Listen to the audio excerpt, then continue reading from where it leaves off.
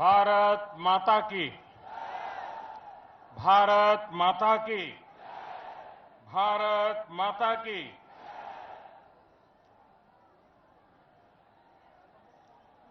आल्हा उदल जैसे वीर सपूतन की ई धरती खां और उनकी वीरता खां बार बार प्रणाम करत हैं।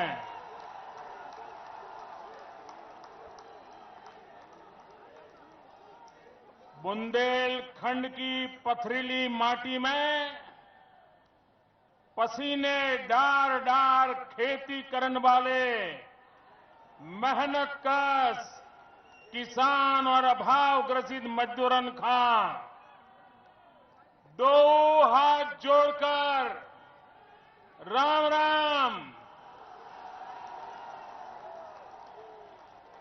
सब बुजुर्गन मताई बाप लड़का बिटियन खां राम राम।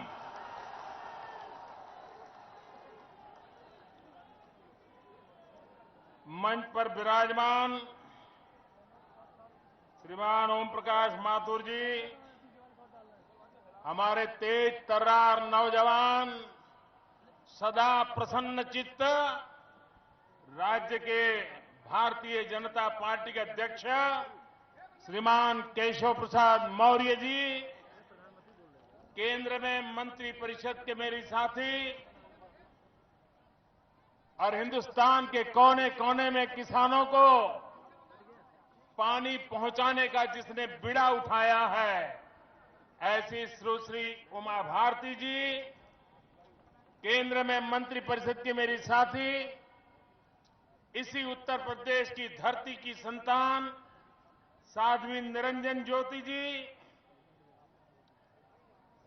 क्षेत्रीय अध्यक्ष श्रीमान मानवेंद्र चौहान जी, यहां के हमारे जनप्रिय सांसद श्रीमान पुष्पेंद्र सिंह चंदेल जी, श्रीमान स्वतंत्र देव सिंह, श्रीमान विजय बहादुर जी, श्री भानु प्रताप वर्मा जी, श्री भैरव प्रसाद मिश्रा जी, श्री रवि शर्मा जी, सुश्री रंजना उपाध्याय जी, श्रीमान बाबू राम निषाद जी और प्यारे भाइयों बहनों, मैं सबसे पहले गत सप्ताह मां भारती की सेवा करते करते आतंकवादियों से, उग्रवादियों से निर्दोष नागरिकों की रक्षा का प्रण लेकर के जान की बाजी लगाने वाले इसी क्षेत्र के रत्न श्रीमान नरेश कुमार पाल जिनकी शहादत हो गई, मैं उस वीर सपूत को प्रणाम करता हूं, मैं उनको नमन करता हूं। और मैंने देशवासियों से आग्रह किया है इस बार कि हम दिवाली के दिनों में अपनों को बहुत प्यार से याद करते हैं, दिया जला करके अपने घर में रोशनी करते हैं, अंधेरे को हटाने का संकल्प करते हैं। क्या इस दिवाली में देश के उजाले की रक्षा करने वाले हमारे वीर जवान, चाहे थल सेना में हो, चाहे जल सेना में हो, चाहे वायु सेना में हो, चाहे बीएसएफ में हो, चाहे सीआरपीएफ में हो, चाहे कोस्ट गार्ड में हो, चाहे इंडो टिबेटियन फोर्स में हो, न जाने इन गिनत ऐसी सरकारी संगठनें हैं जिसमें हमारे देश के नौजवान सीने पर गोलियां झेलते झेलते हम लोगों के सुख चैन के लिए अपने आप को आहूत कर देते हैं। इस दिवाली में हर हिंदुस्तानी उनको भी दीपावली की शुभकामनाओं का संदेश भेजे। मैंने मेरा संदेश भेज दिया है। देशवासियों से भी आग्रह करता हूं कि हमारे सेना के जवानों को, हमारे सुरक्षा बलों को, और सिर्फ सेना ही नहीं, और भी सुरक्षा बल है, सब के सब अपनी जवानी हमारे सुख चैन के लिए खपा देते हैं। ऐसे वीरों के लिए हमारी दिवाली की शुभकामनाएं देश के लिए मर मिटने के उनके हौसले को बुलंद कर देती है। और ये बुंदेलखंड की धरती तो बुलंदी की आवाज है, देश की बुलंदी की आवाज है। और इसलिए जब मैं शहीद वीर नरेश कुमार पाल को याद करता हूं, उनका पुण्य स्मरण करता हूं, आपसे भी और देशवासियों भी से, उत्तर प्रदेश की जनता से भी इस दीपावली में शुभ संदेश भेजने के लिए अनुरोध करता हूं। ये धरती बड़ी खास है।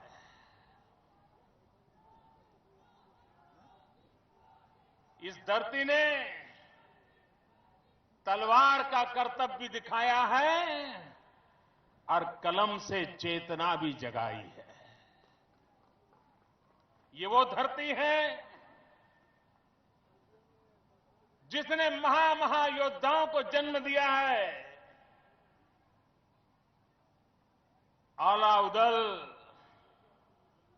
महाराजा छत्रसाल, लक्ष्मीबाई, जलकारीबाई,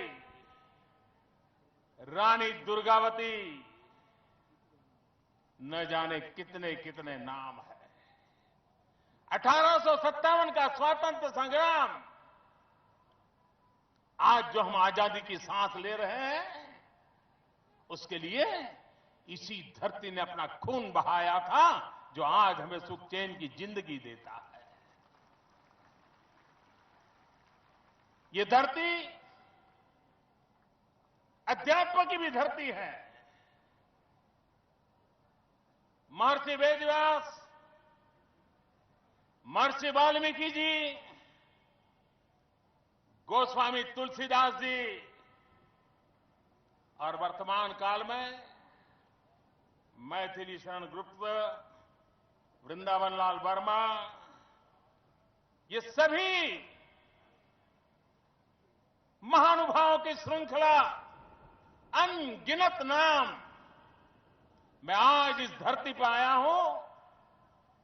मैं इन सबको सादर नमन करता हूं, उनके आशीर्वाद की कामना करता हूं, ताकि हमें एक ऐसी शक्ति मिले जो इस बुंदेलखंड को, यहां के लोगों को मुसीबतों से मुक्ति दिलाएं, संकटों से उनको छुट्टी दिला दें। ऐसी हमें एक शक्ति मिले, ऐसे हमें आशीर्वाद मिले। भाइयों बहनों, मैं बहुत वर्षों तक गुजरात में मुख्यमंत्री के नाते कार्य देखता था। बुंदेलखंड में तो नदियां भी है। हमारे गुजरात में तो एक नर्मदा और तापी मैया के सिवाय पूरे गुजरात में नदियां नहीं, पानी नहीं। लेकिन तब हमने बीड़ा उठाया था, एक एक बूंद वर्षा का पानी बचाएंगे। नर्मदा का पानी जहां तक पहुंचे पहुंचाएंगे, सूखे में जिंदगी गुजारने वाला वो राज्य आज 15 साल के परिश्रम के बाद पानी के संकट से मुक्त हुआ है। भाइयों बहनों, आपको सुनाई देगा, ये मीडिया वालों को अपना काम करने दो भैया, आपको सुनाई देगा। अब मुझे देख लिया है, अब सुनाई देगा, चिंता मत कीजिए। आपका प्यार मेरी सर आंखों पर भैया।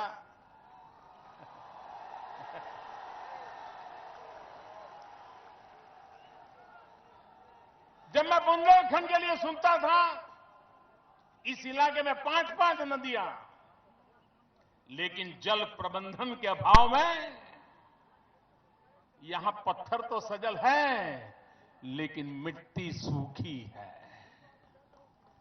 भाइयों बहनों, यहां का किसान तबाह हो गया, और इसलिए ये बुंदेलखंड की धरती, जो धरती के पेटाल से हीरे, मोती, सोना न जाने क्या क्या देने की ताकत रखती है, लेकिन किसान को पेट भरने तक का अन्न नहीं दे पाती है। अगर पानी का प्रबंध कर दिया तो यहां का किसान मिट्टी में से सोना पैदा कर सकता है, मिट्टी में से सोना।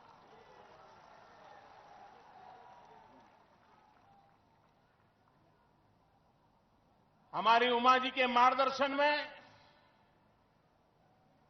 एक बड़ा अहम कार्यक्रम हमने हाथ में लिया है, जिसका लाभ यहां के पूरे क्षेत्र को मिलने वाला है।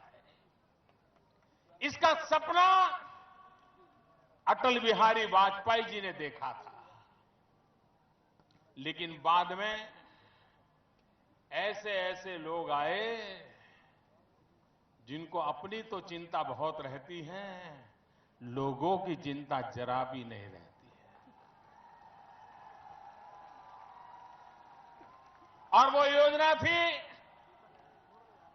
नदियों को जोड़ने की।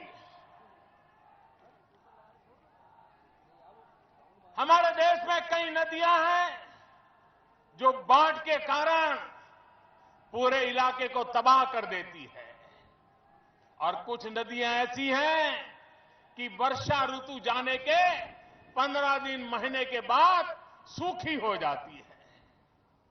अगर इन नदियों को जोड़ दिया जाए, जहां अधिक बाढ़ आती है वो पानी सूखी नदियों में पहुंचाया जाए, इन नदियों को जिंदा किया जाए, तो धरती के अंदर भी पानी उतरेगा, हमारे जो कुएं सूखे हैं उसमें भी पानी आएगा, और नदियां आने के बाद अगल बगल के इलाके में भी खेती के लिए सुलभता बढ़ जाएगी। और इसलिए अटल बिहारी वाजपेयी जी का एक सपना था, केन बेतवा, इन नदियों को जोड़ने का।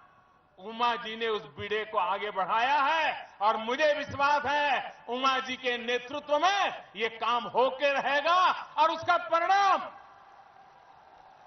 पूरे क्षेत्र को मिलने वाला है। हजारों करोड़ रुपए की लागत लगने वाली है। और जब मैं यहां आया था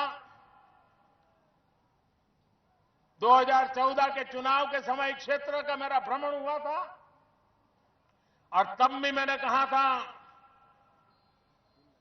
कि अगर बुंदेलखंड को पानी मिल जाए तो यहां के पानीदार लोग हैं जो यहां की जिंदगी बदलने की ताकत रखते हैं।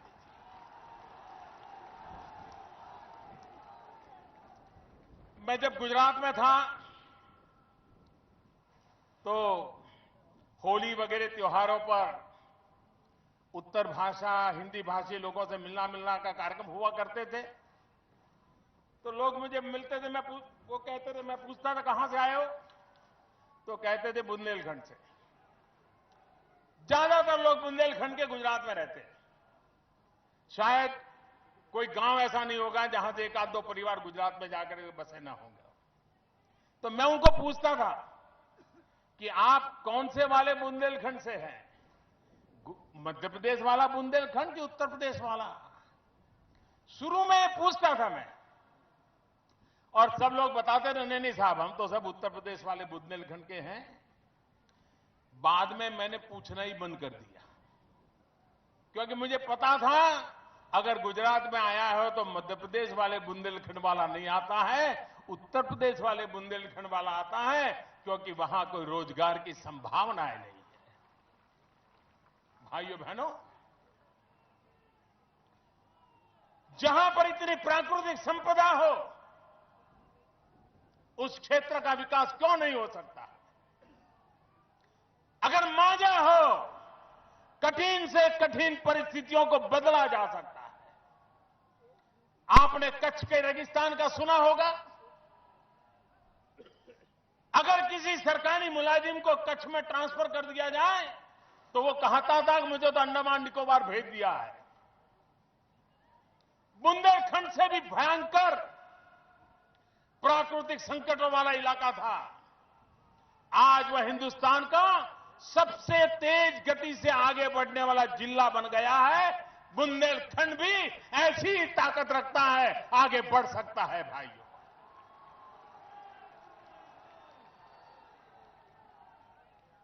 भाइयों बहनों, उत्तर प्रदेश ने राजनीति बहुत देखी है।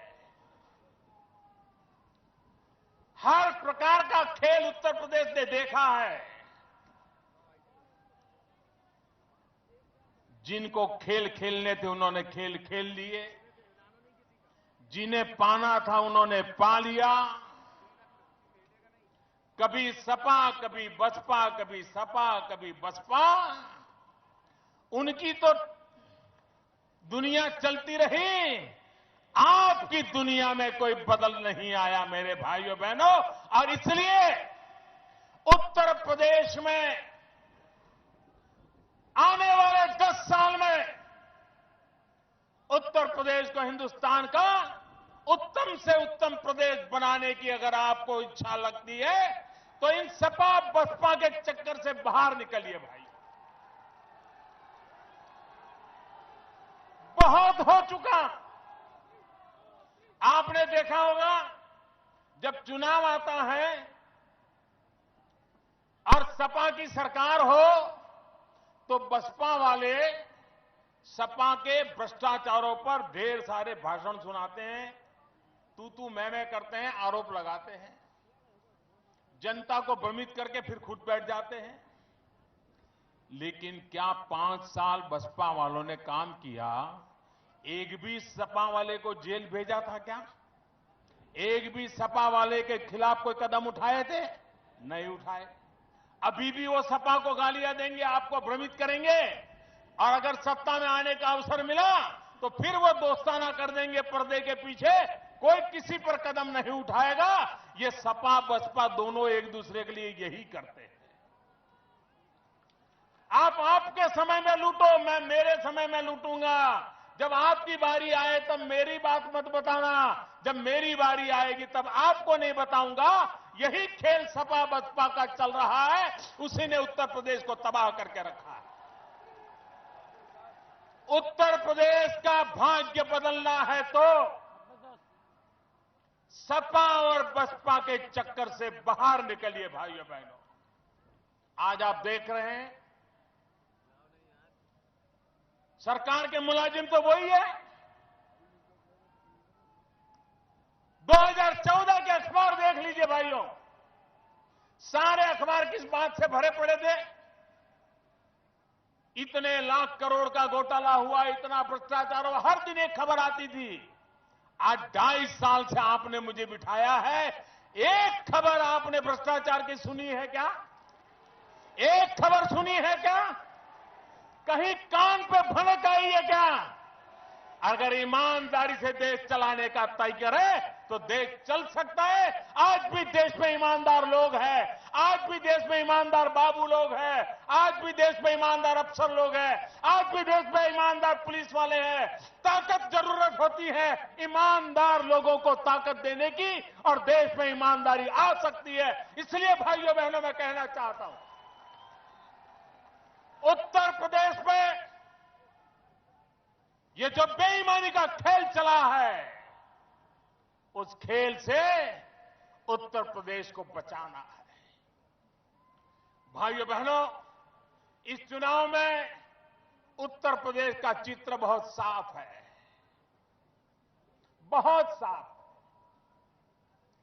आज इस बार उत्तर प्रदेश के मतदाताओं को जैसे लोकसभा के चुनाव में कोई दुविधा नहीं थी, साफ साफ था कि दूध का दूध और पानी का पानी में फर्क क्या होता है, काला क्या होता है, सफेद क्या होता है, साफ दिखाई दिया था। और उत्तर प्रदेश की जनता ने हिंदुस्तान को सबसे बड़ी मदद की पूर्ण बहुमत वाली सरकार बनाने में। उत्तर प्रदेश नागरिकों ने भांप लिया था कि अगर यही खेल चलता रहा तो देश बर्बाद हो जाएगा, अगर बदलाव लाना है तो 100% लाना चाहिए। और उत्तर प्रदेश ने ऐसी ताकत दिखाई, ऐसी ताकत दिया, दिल्ली के अंदर 100% बदलाव आया। मैं आपका आभारी हूं, मैं पूरे उत्तर प्रदेश का आभारी हूं, मैं पूरे हिंदुस्तान का आभारी हूं कि उन्होंने ऐसा महत्वपूर्ण फैसला सुनाया। इस बार भी ज्यादा उलझन का मामला नहीं है जी। एक तरफ वो लोग हैं जिनको परिवार बचाने की चिंता है,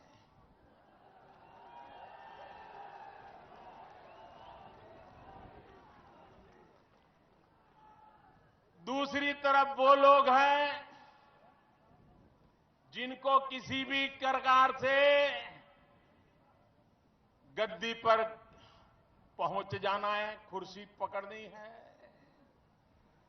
भाइयों बहनों, एक तरफ परिवार बचाने की चिंता है, दूसरी तरफ कुर्सी पाने की चिंता है, तीसरे हम हैं जिन्हें सिर्फ उत्तर प्रदेश बचाने की चिंता है, उत्तर प्रदेश बनाने की चिंता है, उत्तर प्रदेश को आगे बढ़ाने की चिंता है।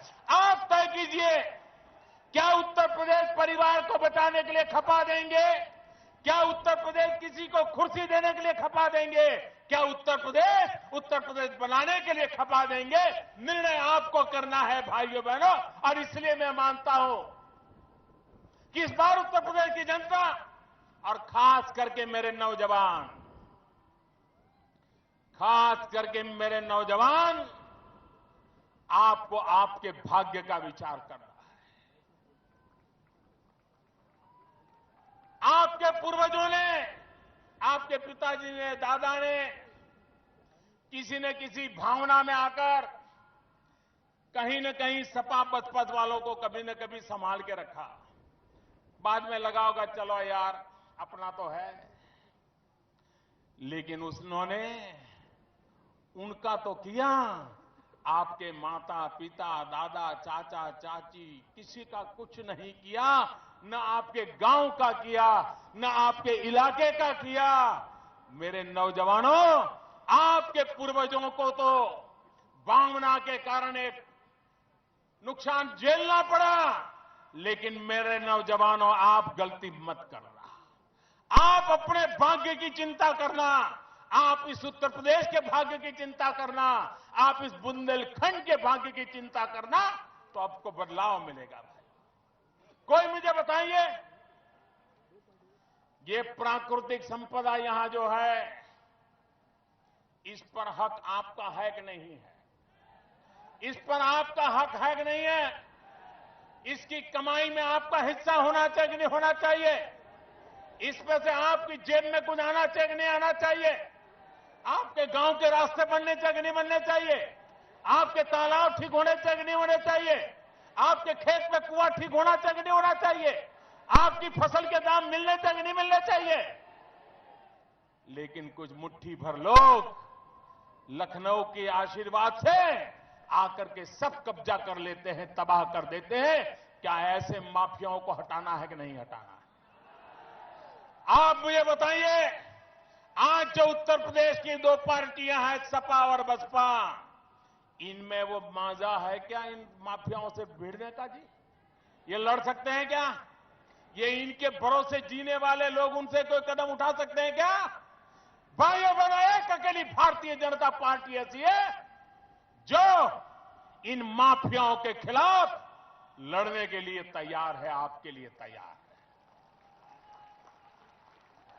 भाइयों बहनों, जहां अच्छी सरकारें होती हैं वहां पर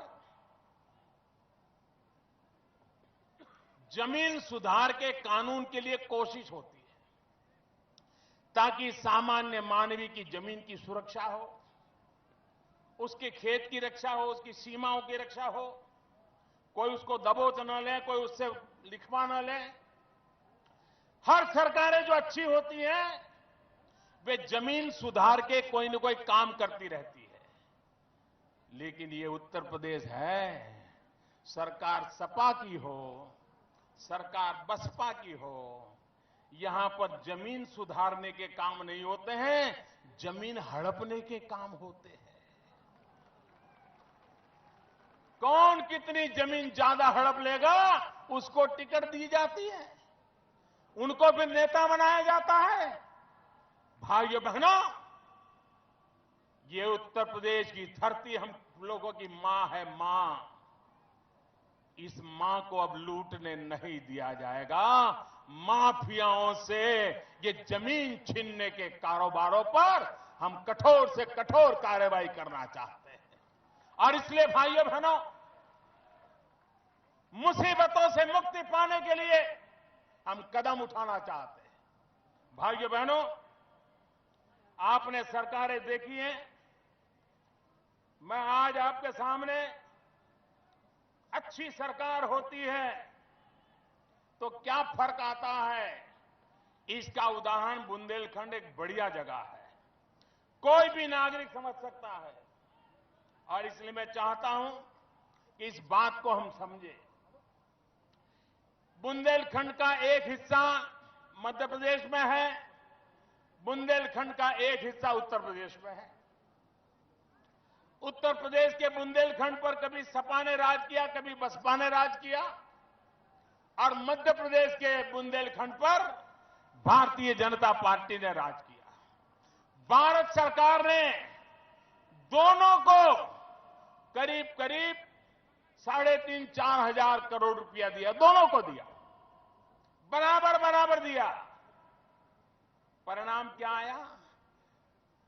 मध्य प्रदेश वाला बुंदेलखंड, जहां भारतीय जनता पार्टी की सरकार है, जहां कभी उमा जी ने मुख्यमंत्री के नाते काम किया, जहां कभी शिवराज सिंह चौहान मुख्यमंत्री के नाते काम कर रहे हैं, उन्होंने जो काम किया मध्य प्रदेश के बुंदेलखंड में, केंद्र सरकार से जो पैसा गया, पाई पाई का पूरा हिसाब के साथ उपयोग किया गया।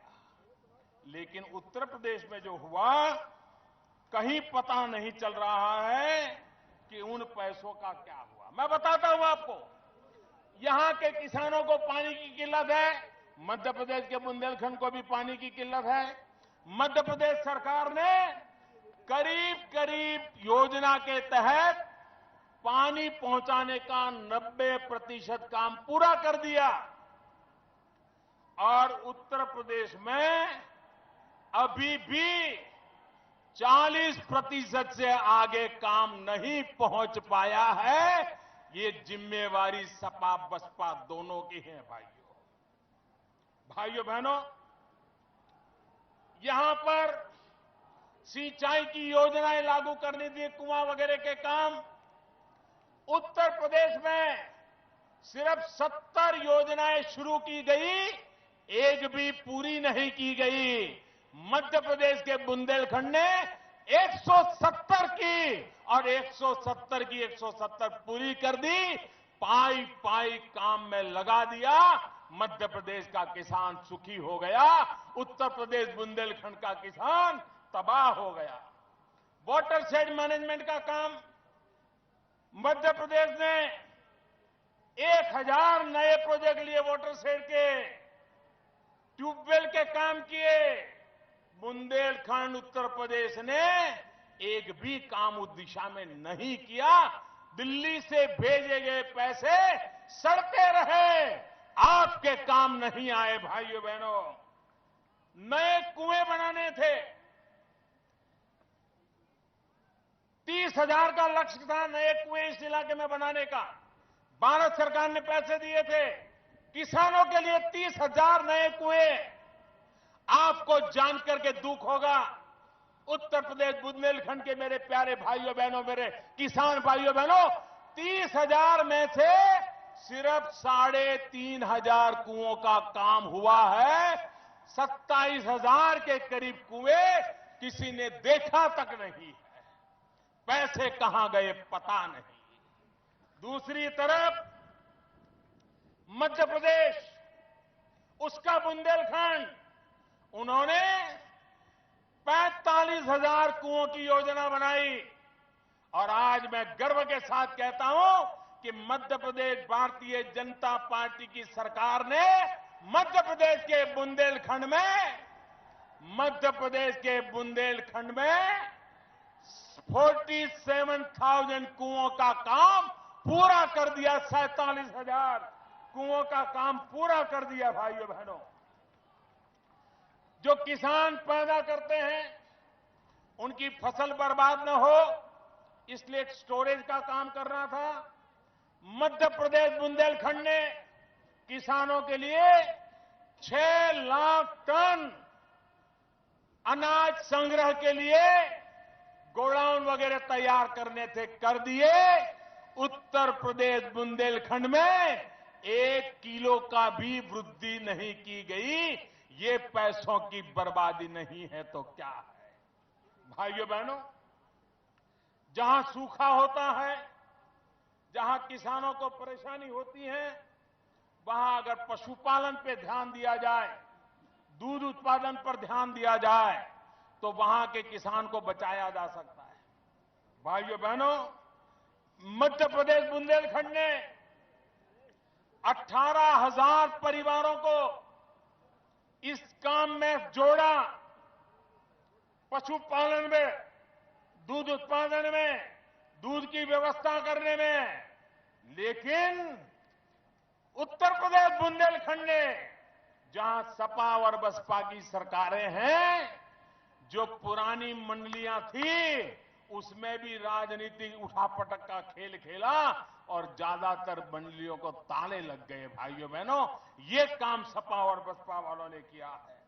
भाइयों बहनों, मैंने विस्तार से इसलिए बताया कि अगर भारतीय जनता पार्टी की सरकार होती है तो जनता के पाई पाई का समय पर उपयोग करती है, और सपा बसपा की सरकार है तो सत्ता का उपयोग खेल खेलने के लिए किए जाते हैं, जनता की भलाई के लिए नहीं किए जाते हैं। और इसलिए मेरे प्यारे भाइयों बहनों, मैं आज आपसे अनुरोध करने आया हूं कि आप उत्तर प्रदेश का भाग्य बदलने का संकल्प कीजिए।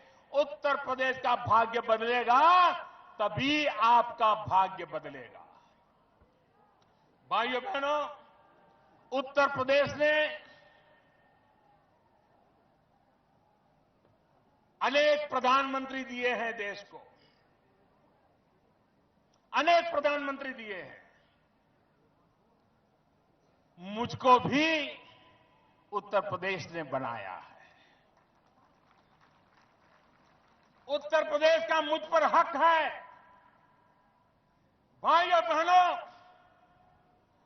उत्तर प्रदेश में एक ऐसी सरकार दो। अब तक उत्तर प्रदेश से जितने प्रधानमंत्री हुए, उन्होंने जितना काम उत्तर प्रदेश से लिए किया है, मैं अकेला उन सबसे ज्यादा करना चाहता हूं। मुझे ऐसी सरकार दो, मैं कुछ करके दिखाना चाहता हूं। भाई, मुझे आपके लिए कुछ करके जाना है। भाइयों बहनों, मैं कर्ज चुकाने आया हूं।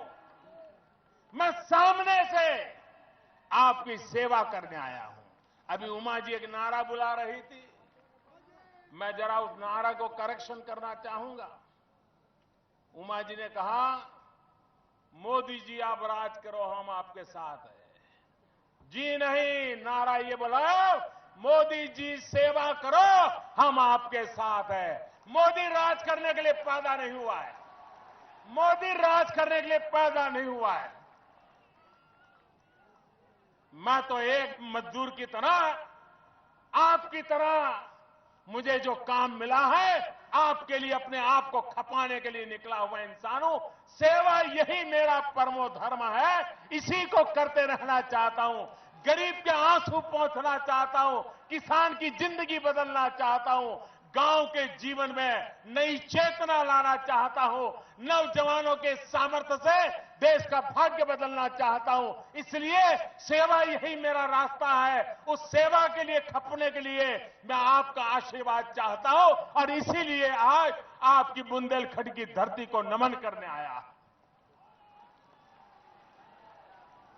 भाइयों बहनों, कोई भी समाज हमारी माताओं बहनों को अन्याय करके आगे नहीं बढ़ सकता है। बेटी बचाओ, बेटी पढ़ाओ, ये बात लेकर के मैं जब चला हूं, ज्यादातर हिंदू समाज में ऐसी एक विकृत धारणा बन गई कि बेटा हो तो अच्छा, बेटी है तो बोझ है। और उसका परिणाम ये आया,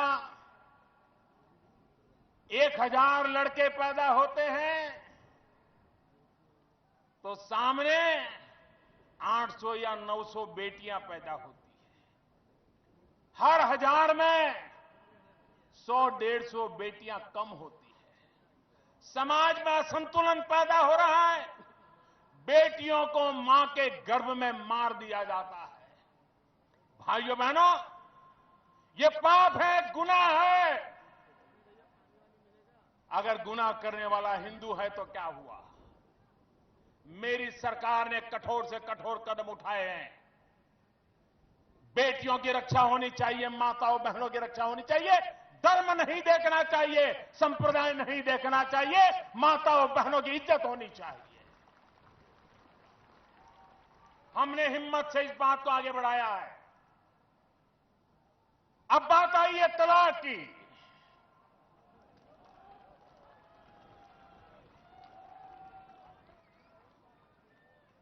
अगर कोई हिंदू मां के गर्भ में बेटी को मार देगा तो उसको जेल के सलाखों के पीछे जाना पड़ेगा। वैसे ही मेरी मुसलमान बहन, उसका क्या गुनाह? कोई ऐसे ही टेलीफोन पर 3 तलाक बोल दे और उसकी जिंदगी तबाह हो जाए?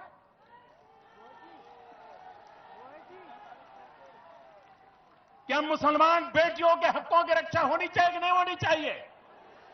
क्या मुसलमान माताओं बहनों को रक्षा मिलनी चाहिए कि नहीं मिलनी चाहिए?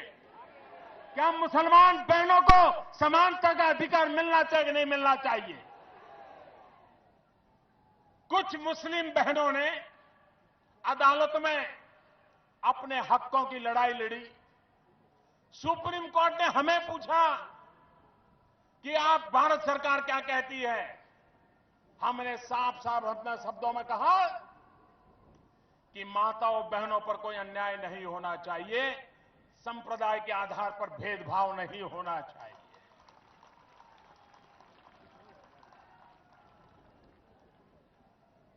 मैं हैरान हूं,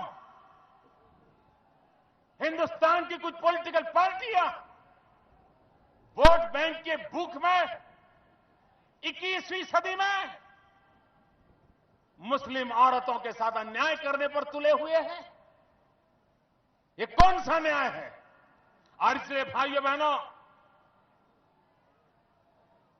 चुनाव अपनी जगह पर होते हैं, राजनीति अपनी जगह पर होती है, लेकिन हिंदुस्तान की मुसलमान औरतों को उनका हक दिलाना, भारत के संविधान के तहत दिलाना, ये सरकारों की और समाज की जिम्मेवारी होती है।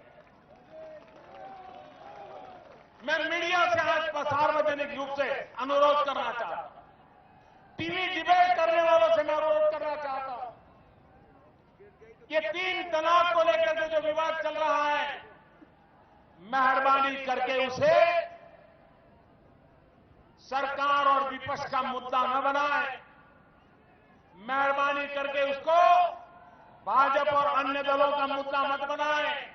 मेहरबानी करके उसको हिंदू और मुसलमान का मुद्दा न बनाए। डिबेट ये होनी चाहिए कि मुसलमान समाज में जो शास्त्रों को जानते हैं, जो कुरान को जानते हैं, ऐसे एक्सपर्ट लोग टीवी पर आए, वे चर्चा करें। जो पक्ष में है वो मुसलमान बताए पक्ष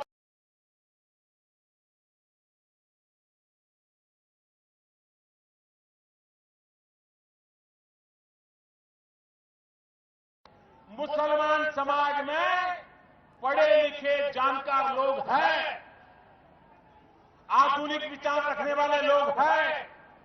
मुस्लिम महिलाएं पढ़ लिख करके मुस्लिम महिलाओं के हितों के लिए अच्छे से अच्छा विचार रखने वाली है।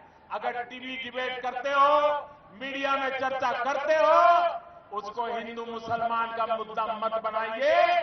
मुसलमानों में जो लोग सुधार चाहते हैं और मुसलमान में जो सुधार नहीं चाहते, उनकी चर्चा हो, ताकि देश के 125 करोड़ नागरिक जान सके कि सचमुच में मुद्दा क्या है। अरे लोकतंत्र में चर्चा होनी चाहिए। और सरकार ने अपनी बात रख दी है, और इसलिए जो लोग 3 तलाक के मुद्दे से हट करके ऐसे ऐसे विषय उठा रहे हैं और लोगों को भड़काने की बातें करते, इस देश में हिंदू को भी मां के गर्भ में बेटियों को मारने का हक नहीं होगा। वो हिंदू होगा तो भी जेल जाना पड़ेगा। इस देश में मुस्लिम बहनों को भी 3 तलाक कह करके बर्बाद करने वाले लोगों को भी आज के युग में बर्बाद करने का मौका नहीं दिया जा सकता है। इन माताओं बहनों की रक्षा होनी चाहिए, और इसलिए हम काम कर रहे हैं। भाइयों बहनों, आज बुंदेलखंड की धरती पर